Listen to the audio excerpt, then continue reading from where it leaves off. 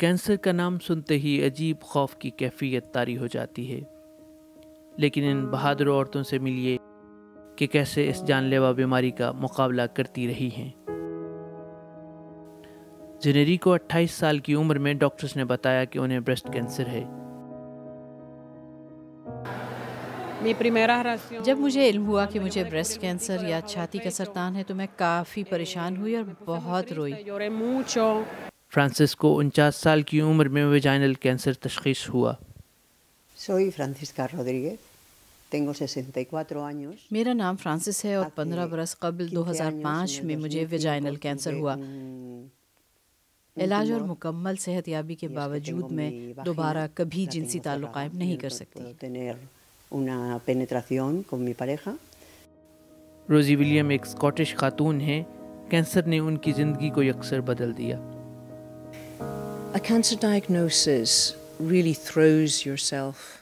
Cancer کی تشخیص ہوتے ہی آپ اپنے آپ تک محدود ہو جاتے ہیں۔ یہ مرض آپ کو تنہا کر دیتا ہے۔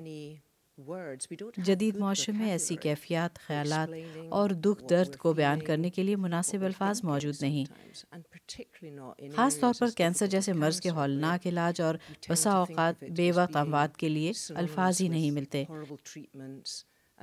میں نے محسوس کیا کہ سب سوالات کیسے مجھے متاثر کر رہے ہیں۔ علاج کا کیا اثر ہوگا؟ میں اپنے بچوں کو کیسے بتاؤں گی؟ How will the treatment affect me? How will it affect my children? How will I tell my children? جنیری علاج سے صحت یاب تو ہوئی ہیں، مگر کہتی ہیں کہ یہ ایک تکلیف دہ عمل ہے۔ کیمو تھراپی ایک سخت اور بہت مشکل علاج ہے۔ پورے جسم کے بال جھڑ جاتے ہیں، بھوک نہیں لگتی، ناخن کالے ہو جاتے ہیں۔ یہ آپ کو اندر سے کمزور کر دیتا ہے۔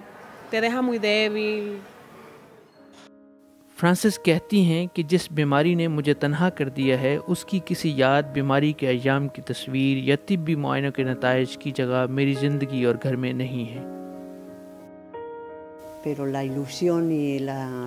میں نے تکلیف کو قبول کیا اور فرض کر لیا کہ سب انسان کسی نہ کسی دکھ میں مبتلا ہیں۔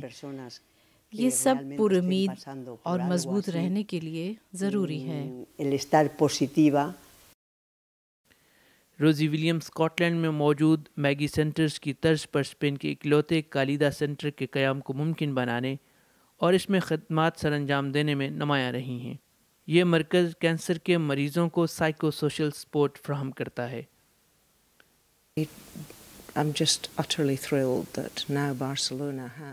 میں انتہائی خوشی کے ساتھ بتا سکتی ہوں کہ بارسلونا میں میگی سینٹر کے طرز کا کلیدہ سینٹر موجود ہے، سان پاؤ ہسپتال میں۔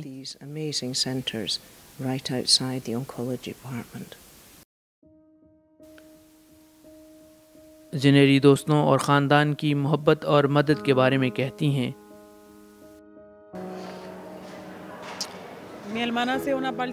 میری بہن بیماری کے اس مرحلے کا ایک بنیادی حصہ رہی ہے۔ اس نے میری بہت مدد کی ہے، میرے سارے دکھوں کو برداشت کرتی رہی۔ مجھے نہیں معلوم اس کا شکریہ میں کیسے ادا کر سکتی ہوں۔ فرانسس کہتی ہیں کہ کینسر جان لیوا ہے، مگر زندگی کی خواہش اسے مات دے سکتی ہے۔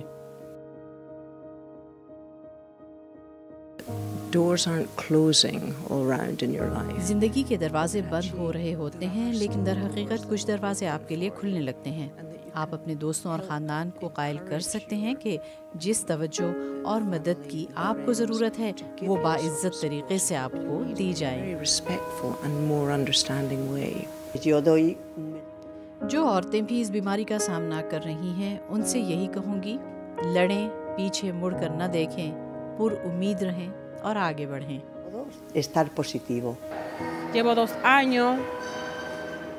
علاج کے 2 سال مکمل ہو گئے ہیں اور 3 ابھی باقی ہیں، لیکن جب تک خدا چاہے میں اپنے پیروں پر کھڑی ہوں۔